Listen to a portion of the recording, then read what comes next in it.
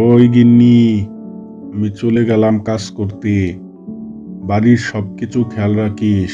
ঠিক আছে, যাও, সন্ধ্যা হবার আগে ফিরে আসবে। এরপর করিম রওনা দিল মানুষের বাড়ি কাজ খোঁজার জন্য।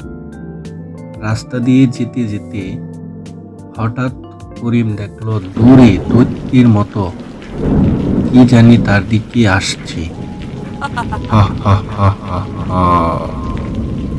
ওহে মানুষ, তোর নাম কি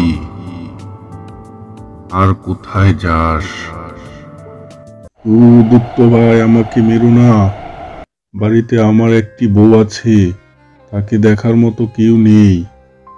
আমার নাম করিম, আমি মানুষের বাড়ি বাড়ি কাজ করে খাই। ঠিক আছে, আমি তোর কোনো ক্ষতি করব না, কিন্তু আমার একটি কাজ করে দিতে হবে। করিম বয়ে বয়ে বলল, কি কাজ বলো? আমি তোমার সব কাজ করে দেব, তবু তুমি আমাকে মেরো না। আমার বাচ্চাকে একজন কবিরাজ বোতলে বন্দি করে মেঘনা নদীতে ফেলে দিয়েছে। কবিরাজ ওই বোতল ঝাড়ফুঁক করে বন্ধ করে দিয়েছে। তাই আমি আমার ছেলেকে মুক্ত করতে পারছি না। তুই যদি আমার বাচ্চাকে মুক্ত করতে পারিস, তাহলে আমি তোকে অনেক ধন দৌলত টাকা পয়সা দেব। আর যদি মুক্ত না করতে পারিস, তাহলে আমি তোকে মেরে ফেলব। ঠিক আছে, আমি মেঘনা নদী থেকে তোমার বাচ্চাকে মুক্ত করে আনব। করিম রওনা দিল মেঘনা নদী খোঁজার উদ্দেশ্যে। যেতে যেতে হঠাৎ একটি কথা বলা গাছের সাথে দেখা হলো। কিরে মানুষ, এই রাস্তা দিয়ে কোথায় যাস? গাছ ভাই, আমি মেঘনা নদী থেকে দৈত্যর বাচ্চাকে মুক্ত করতে যাচ্ছি। মেঘনা নদীর রাস্তাটা আমাকে দেখিয়ে দিবে? আমার গাছের ডান পাশ দিয়ে সোজা তোকে মেঘনা নদীর ধারে নিয়ে যাবে। যখন দেখবে নদীর ধারে বড় সূর্যমুখী ফুল দেখা যাচ্ছে, বুঝে নেবে ওইটাই মেঘনা নদী। গাছটির কথা মতো করিম সাহেব রওনা দিল মেঘনা নদী খোঁজার উদ্দেশ্যে। খুঁজতে খুঁজতে নদীতে ওই গাছের কথা মতো বড় সূর্যমুখী ফুলকে দেখে নিশ্চিত হলো যে এটি মেঘনা নদী। ওই তো বড় সূর্যমুখী ফুল, আর ওই নদীতে দৈত্যের বাচ্চা বন্দি আছে।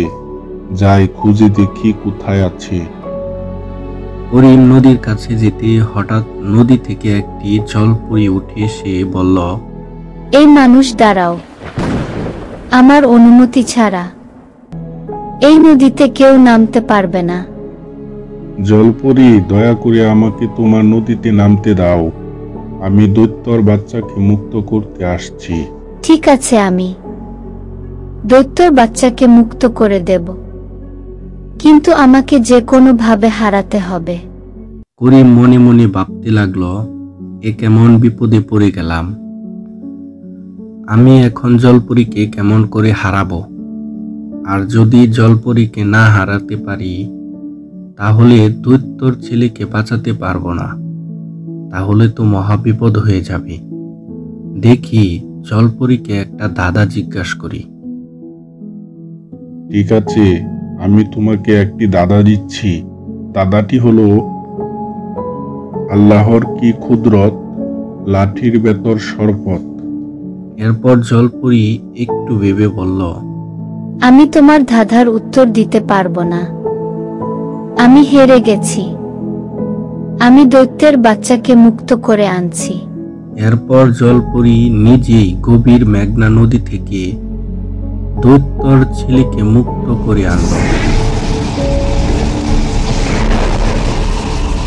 দৈত্য নিজের বাচ্চাকে দেখে খুশি হয়ে করিমকে বলল, করিম সাহেব, তুমি আমার বাচ্চাকে আমার কাছে এনে দিয়েছ।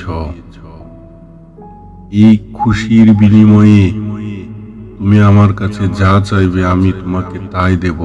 করিম সাহেব বলল, না দৈত্য ভাই, আমার কিছু লাগবে না। তুমি তোমার বাচ্চাকে কাছে পেয়েছ, এতেই আমি খুশি। খুশি মনে করিম ও দৈত্য তার ছেলেকে নিয়ে চলে গেল। প্রিয় বন্ধুরা, এরকম মজার মজার কার্টুন দেখতে চাইলে সিবিআই চ্যানেলটি সাবস্ক্রাইব করে পাশেই থেকো।